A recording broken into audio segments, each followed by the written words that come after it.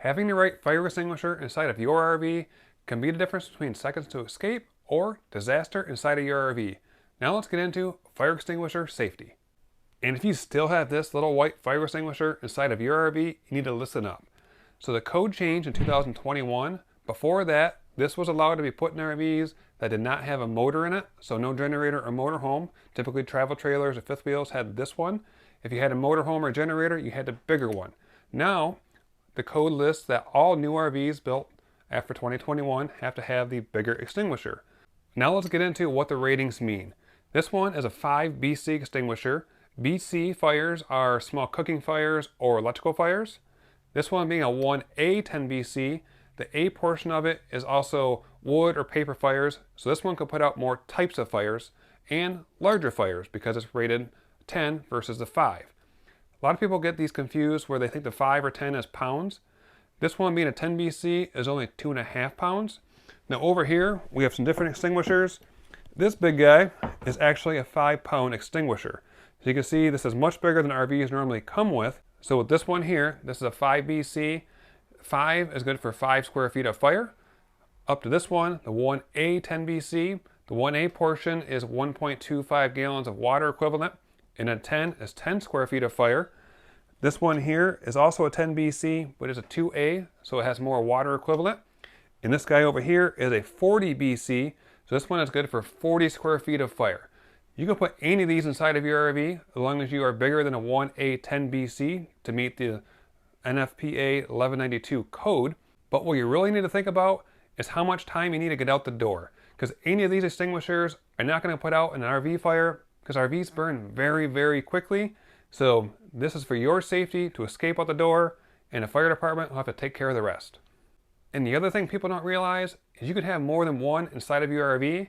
In our RV in particular, we have one in the kitchen, the hallway, bedroom, a couple outside of the RV, and a large one in the towing vehicle. You could pick these up at any home improvement store and prepare yourself for disaster before it becomes a tragedy. Now let's look at the fire extinguisher. So things that we're looking for is that it's securely attached to the wall. So the bracket, things are secure. Now let's pull it off the wall, look at the rest of it. And sometimes what happens is this bracket is plastic, especially when it's by the door.